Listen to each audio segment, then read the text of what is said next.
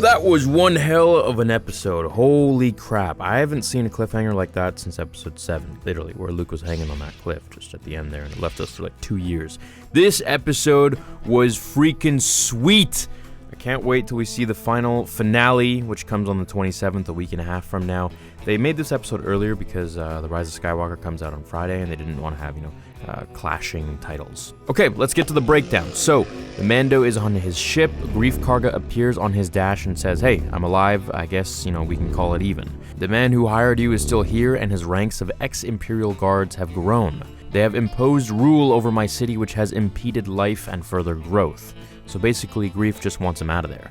Return to Navarro, bring the child as bait, and I will provide backup with the loyal guild members. I'll arrange for you to meet him, and when you do, you kill him, and we both get what we want. If you succeed, you keep the child, and no one will ever come after you again, and I will remove your tarnished name from the guild. I await your arrival with optimism. Mando blasts off into the stars, and we see him arrive on Sorgan.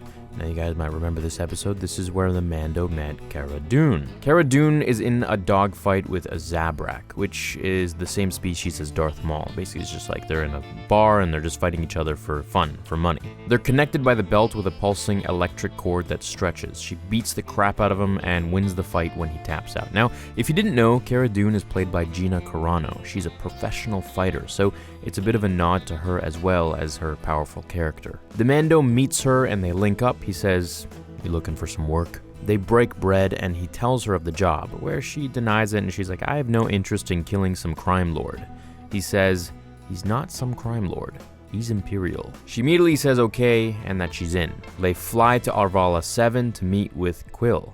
Going to his hut, the Mando wants to hire his services, when Kuil looks at Baby Yoda and says he doesn't think that this one's engineered, and he can tell that it's evolved naturally. It's far too ugly, and it's aging too slowly to be engineered. So, here we are, people. Baby Yoda, the child, isn't a clone, at least according to Kuil. However, that doesn't mean that the cloning facility isn't involved in some sort of way, seeing as how the doctor had the cloning patch on his arm, which means that he's directly correlated and linked to Kamino. So, it means one of two things. The first one is that either they're trying to clone him because he's a very powerful being and they're trying to, get his Force essence or something like that. I'm going to go into detail at the end of this video as well about that. Or he is an unengineered clone. So he's a clone who hasn't had his age sped up. Basically what Jango did with his clone, which turned out to be Boba Fett. As he says all this stuff, IG-11 walks in the hut and Cara and Mando draw on him, saying that he's here to kill the child. Kuil says no, and we get a Rocky-style montage where Kuil goes to the wreckage of the spot where the child was first seen in episode 1 and collects IG-11. From there, he took him back home on the back of his blurg. He reprogrammed it completely and says it's meant to serve and protect now, as it serves them tea. Kuil agrees to go on the mission with them to protect the child. As they spend their time on the Razor Crest flying on the Navarro, they're just killing time. The Mando and Cara Dune arm wrestle until she starts to choke on air. She grabs her throat and can't breathe at all. The child has his hand outstretched and is force choking Cara until the Mando grabs him and tells him that she's a friend and to stop. Kuil looks at the child with interest and says that he has heard of something like this during the days in the Empire, when he was sold to the Empire, which he bought his freedom with the work of his hands at the length of 3 human lifetimes, which means that obviously Kuil is a species that lives for a very, very long time. And since he's still, in pretty good shape, I would say he probably can live another double the length that he's already lived, or even more than that. Kuil goes to make a better crib for the child as they fly over Navarro with Greef and 3 of his men looking up as they land. As Mando, Cara, the child, and Kuil all step out to meet on their blurgs, Greef says the town is now run by ex-Empire, and if they see a rebel shock trooper like Cara, the jig will be up. So he asks for her to cover her tattoo, which is a dead giveaway of her former life as a shock. As Greef asks where the child is, the Mando sends Baby Yoda out to show he's really there, and Greef confirms it. As nightfall comes, they all camp out in the lava fields by a campfire as Greef goes over the plan. They say basically, we go there, show the child to the client, and you kill him. Done. Once the head imp is out, These contractor-type ex-imps won't be getting paid, so they'll all scatter. Greef says nothing can go wrong, as massive flying monsters swirl around them, killing 2 of the 3 blurgs. Now, I'm not entirely sure as to the name of this species, but if we're going to legends, these could be the pterosaurs, also called soarers, or their roopings. These were flying reptilian kind of creatures, and they were native to the planet of Onderon, used during the Battle of Onderon. We also see them in the Clone Wars, and they were named after the Clone Wars concept artist Tara Rooping. But if they're the pterosaur or the soarers, and they basically just hunt little creatures and mammals, that walk around on the Earth. But they can also be found on other planets as well, so this might be some different variation, or it might actually be these guys. They also take out one of Karga's men, literally grabbing them and flying away. One even steps on the Mando until he sets it on fire, and they all scurry. Greef Karga ends up scratched and poisoned on his arm, to which he's about to die when all hope is lost and no med packs are left. Baby Yoda waddles over to him and heals him the same way that he healed Mando in Episode 2. At this point, Karga's entire attitude towards the mission and child shifts, so the child can not only heal a wound, but eradicate any poison or infection from within it. This is but a glimpse into how powerful the child will become. Also, take note that this time when the child heals Karga's wounds, he just sits back down. He doesn't pass out entirely like he did when he saved the Mando from the Mudhorn. Of course, saving him there in that scenario probably required more of his energy, but it seems like maybe Baby Yoda's getting a little bit stronger. I don't know, that's just my theory. As the night comes to day, Greef Karga stops in front of everyone and turns around to shoot the remaining 2 men he had with him, revealing the plan was to kill the Mando and Cara and take the child.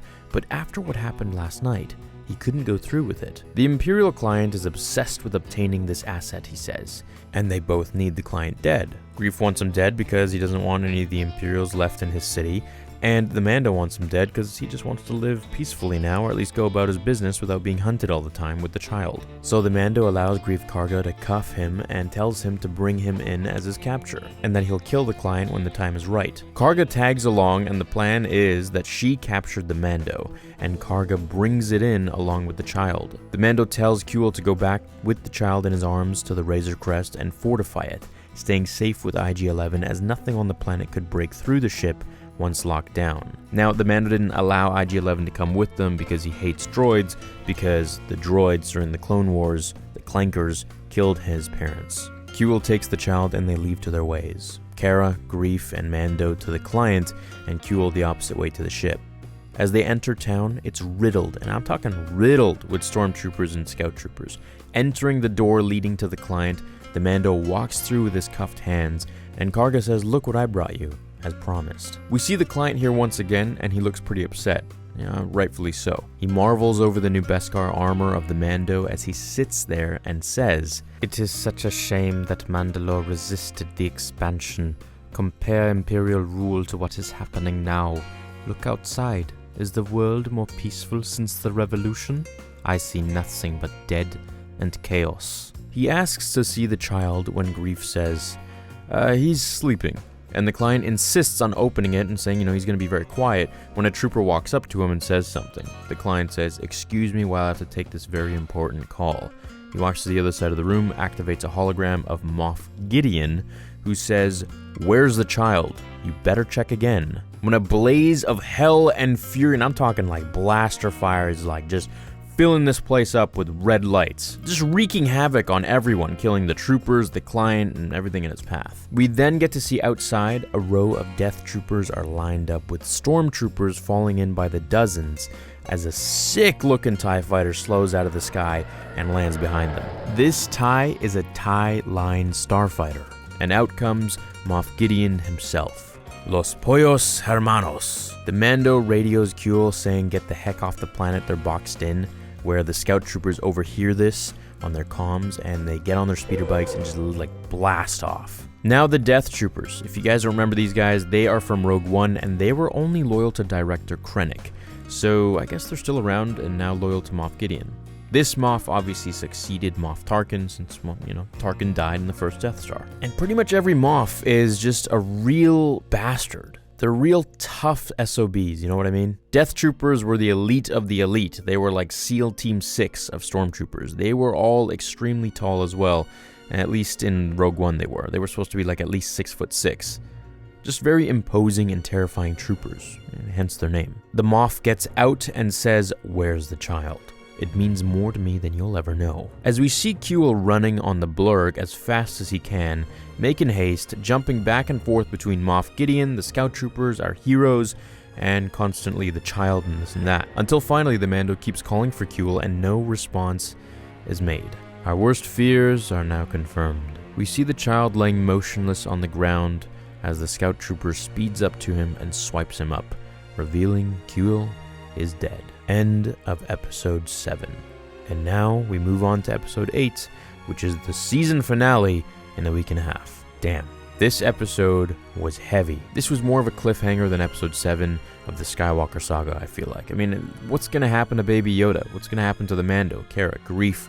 Where the heck is IG-11? Is he going to come out of the ship finally, seeing that his master, Kuil, is dead, and just wreak justice and rage on those who killed him, Terminator style? I think the child is perhaps the offspring of Yoda, or he's just another one of his species now that he's not a clone. It could also be possible that he's not just engineered to age fast, but he is indeed engineered in the cloning facility. Or he's just a strong Force-sensitive Yoda species, and the Empire found him and wants to extract its Force power in order to heal the Emperor or use it for some bad purpose, who knows what really. Now, what I also really want to know about is how Kuil worked in the gene farms. What exactly has he seen?